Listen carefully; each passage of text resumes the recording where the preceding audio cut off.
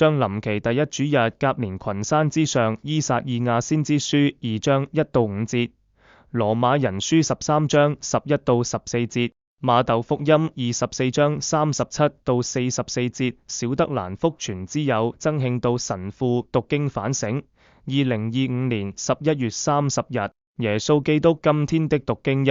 天主藉依撒意亞先知啟示了，在末日，耶路撒冷聖殿所在的熙雍山必矗立在群山之上，萬民都要向他湧來。為基督徒來說，末日是指基督再來時默西亞時代的開始，而熙雍山或耶路撒冷聖殿都是指聖教會，在末日基督所建立的天主教會，也就是自己的身體，將成為萬民的中心。你們拆毀這座聖殿，3天之內，我要把它重建起來。參若望福音2章19到21節，萬民將結為一體，歸屬同一的天父，恪守同等的法律，享受同等的光榮與久的和平。今天有一個現象是，我們不大願意提到教會，就像不大願意提起耶穌基督一樣。我們常聽到進不進入天主教會都沒關係，反正所有的人都會得救。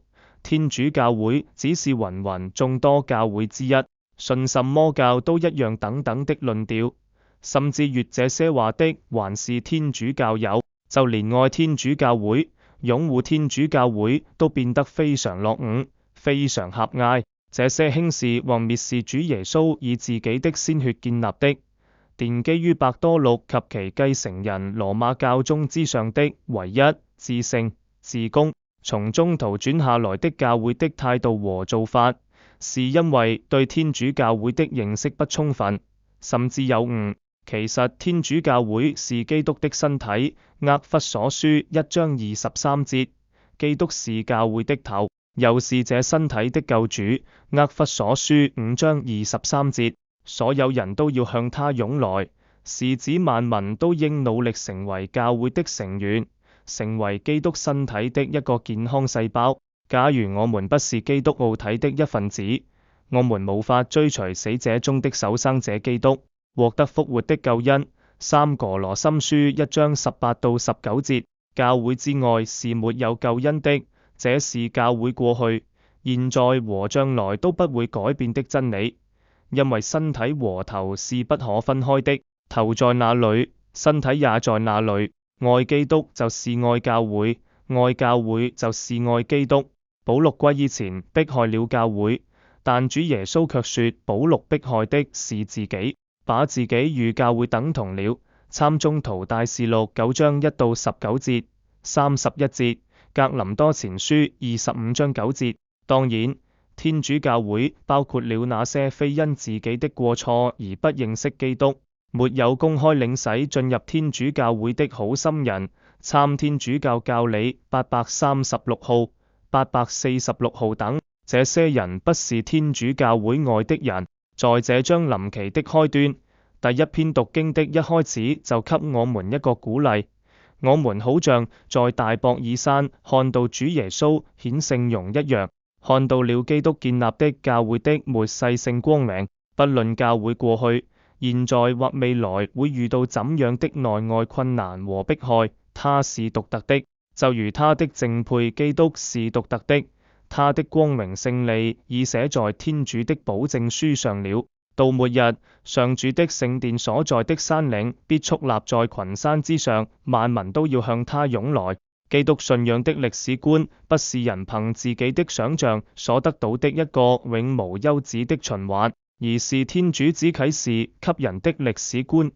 人在世的生命只有一次，即有起點和終點，且是向住目標永生前進的直線運動。在這直線上的每一點都有永的意義，都要求我們認真負責地度過，而不是這一次不重要，這一次不必認真，隨便怎樣都可以，等下一次再說的不負責任態度。既然我們有人生目標，就該由這目標來決定我們要走的每一步。今天的福音裏，主耶穌批評那些照常吃喝婚嫁的人，不是指責他們吃喝婚嫁，而是批評他們以為只有現世毫無永生目標地吃喝婚嫁。相反的，有人生目標，為基督第二次來臨做準備的人。表面上他的工作和行為雖然與沒有目標的人沒有什麼不同，也在田裏工作，也在磨坊推磨，但結果會截然不同，一個被接去，一個被留下。保祿宗徒在今天的讀經義裏也不是批評吃喝，但他要人不應好像沒有明天似地狂宴豪飲。參格林多前書15章32節，他也沒有批評婚嫁，但他要人不可淫亂放蕩，這些滿足私的肉身的事。主耶穌是會再來的，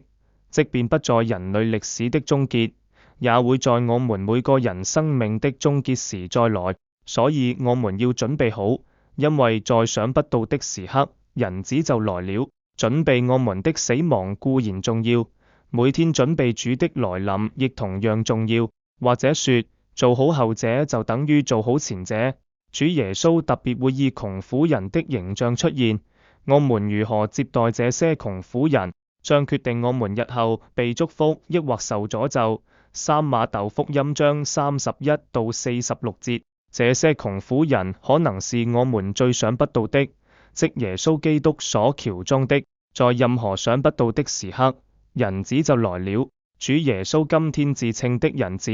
卑微人群中的一分子，就是日後坐在審判座上時的自稱。馬竇福音24章31節，在希伯來書裏，我們讀到以堅忍的心，刨那擺在我們面前的賽程，雙目常注視住信德的創始者和完成者耶穌。希伯來書12章1到2節。所以我們要注眼永去過每一天，既然每一天都可能是最後的一天，所以在今天我要做我人生最重要的事。什麼是基督徒人生中最重要的事？就是用愛和寬恕之心去做的一切事。聖女小德蘭語，不一定是顯赫見報的事，可以是很平常的，為了愛天主愛人去吃飯、睡覺、工作、娛樂、背十字架等等的事情。這些事表面看來跟沒有信仰的人所做的沒兩樣，